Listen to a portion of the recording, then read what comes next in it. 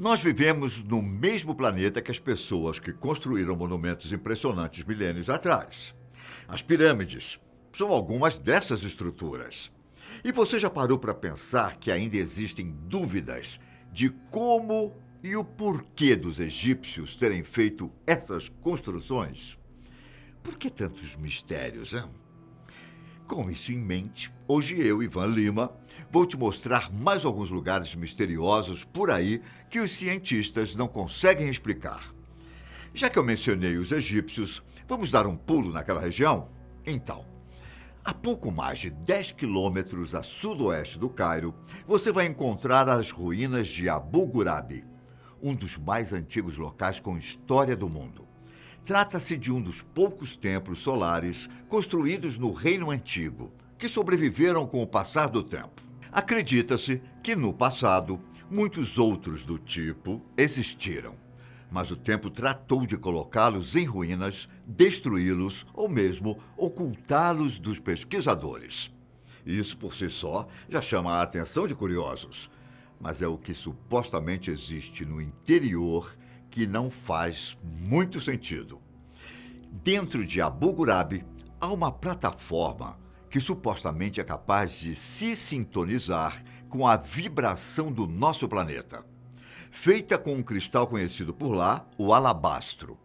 Essa peça também seria capaz de libertar os sentidos de uma pessoa para que ela consiga tanto se comunicar quanto se tornar um só com as sagradas energias superiores do universo. Basicamente, em Abu Ghurabi, você vai encontrar uma espécie de portal estelar para entrar em contato com os deuses, que seriam essas energias superiores. E aí você vai me dizer: poxa, Ivan, isso não passa de uma lenda? Realmente, é o que parece. Mas me acompanhe. Essa história parece um pouco com as lendas dos índios Cherokee, nativos dos Estados Unidos, que falam sobre seres pensantes e sem forma.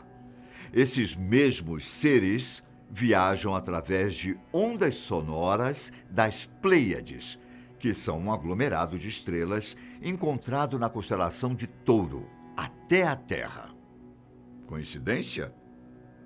Em Abu Ghurabi também existem algumas marcações circulares, altamente precisas, perfuradas no alabastro, que muitos dizem serem sinais da tecnologia avançada usada para criar o portal. Até que ponto tudo isso é verdade, hein?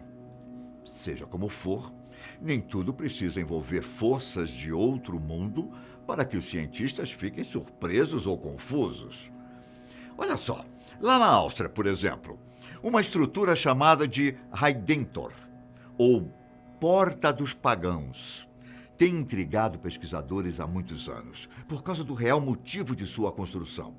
À primeira vista, a obra não impressiona os olhos como outras do tipo. Inacabada e um pouco prejudicada pelo tempo, trata-se de um Arco do Triunfo, construído provavelmente no século IV durante o reinado do imperador Constâncio II. E o Arco do Triunfo, como você deve ter visto nas suas aulas de história, são feitos para comemorar vitórias de exércitos ou grandes eventos. Localizado a aproximadamente 900 metros ao sul de Carnunto, uma cidade romana antiga, o Portão dos Pagãos possivelmente tinha 4 lados, cada um com 14 metros de comprimento. E logo no centro é possível encontrar um pedestal, onde provavelmente estava a estátua do imperador ou de algum deus. E em meio a toda essa estrutura, uma antiga lenda conta sobre um tesouro perdido.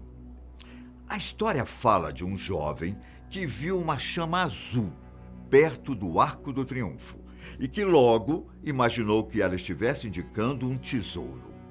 Passados alguns dias, ele encontrou um sarcófago de pedra enterrado no lugar, mas ao tentar abri-lo, o jovem foi impedido por uma espécie de guardião que disse que aquele tesouro não era para ele. O tal do guardião ficou gigante e, enquanto o jovem fugia do lugar para não morrer, ele enterrou o tesouro para sempre. Se você achou que já tinha visto tudo sobre pirâmides, então dá uma olhada na pirâmide de Cuicuilco, no México. Eu não sei vocês, mas só de ouvir a palavra pirâmide, eu já imagino uma construção gigante, imponente. Só que acontece que essa do México não é tudo isso. Para começar, ela não é muito grande e não é muito visitada pelo público. Mas não se engane por isso, viu? Ela é uma das poucas pirâmides redondas encontradas e está bem no centro de onde provavelmente está a cidade mais antiga do Vale do México. E um detalhe, ela foi construída por uma civilização que ainda é um mistério. De acordo com algumas evidências, Cuicuilco teve início por volta de 1200 a.C., como um antigo assentamento agrícola. Séculos mais tarde, em 800 a.C., a população local se expandiu e logo aconteceu uma grande inovação cultural. Esse novo momento teria sido responsável pela construção da pirâmide, assim como de outras moradias por lá. A cultura propriamente dita não é muito conhecida, mas os artefatos encontrados em escavações dão pistas de que a vida religiosa desse povo girava em torno da adoração de um antigo deus do fogo. E, curiosamente, acredita-se que tenha sido o vulcão Chitla, que soterrou grande parte da área com lava derretida. Isso no século I depois de Cristo. Quem sobreviveu fugiu e abandonou as ruínas, indo para partes distantes do Vale do México e formando novas comunidades e culturas. A vantagem é que sabemos um pouco da história desse povo. Mas o que fazer quando não se sabe a história e nem o lugar? Esse é o caso da cidade perdida de Kalahari, que é praticamente um mistério arqueológico. Basicamente, uma lenda afirma que no deserto de Kalahari existem as ruínas de uma cidade perdida no meio da areia. A história começou em 1885, quando o artista William Leonard Hunt, sob o pseudônimo de Guillermo Farini, viajou para o mesmo deserto e teria dado de cara com ruínas antigas. Grandes pedras unidas por cimento e paredes, formando estruturas em semicírculos. Mesmo sem encontrar símbolos ou evidências de escrita, William afirmou que se tratava de uma civilização perdida que existiu por ali. Mentira ou verdade, a afirmação do artista fez com que vários exploradores ficassem interessados em encontrar a tal cidade. E por cerca de 130 anos, ao menos 30 expedições foram até Kalahari para achar o que ninguém havia encontrado.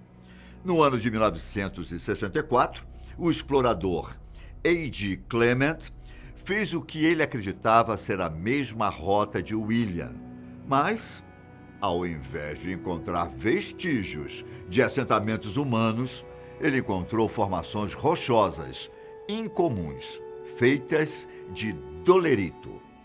A partir das descrições, Clement supôs que o que William encontrou era, na verdade, formações rochosas diferentes e que talvez ele as tenha confundido com construções humanas. O explorador até chegou a dizer que a maior parte de Kalahari era seca demais para que uma civilização morasse por lá nos últimos 15 mil anos.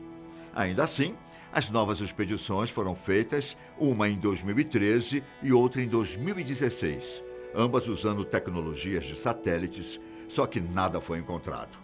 Vamos agora para a Síria, em uma pequena vila no noroeste de Alepo, que guarda o templo Ain Dara. Trata-se de uma das mais antigas estruturas escavadas no país, famosa pelas semelhanças com o Templo de Salomão, o mesmo em que estaria a Arca da Aliança. Ain Dara também é bastante notável pelos seus 3.000 anos de idade e por uma pequena pista envolvendo deuses ou gigantes que supostamente passaram pela região.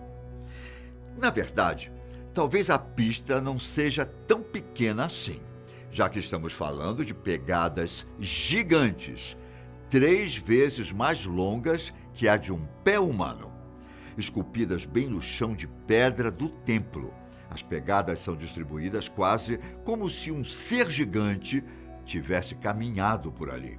Primeiro, um par de pegadas está localizado bem na área coberta, que serve de entrada para o templo. Em seguida, uma única pegada e logo depois aparece uma outra no início do corredor principal. E aqui vem a parte curiosa.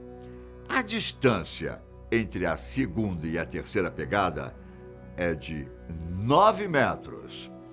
Se uma passada dessa metragem pertencesse a uma pessoa, podemos estimar que esse ser teria aproximadamente 20 metros de altura.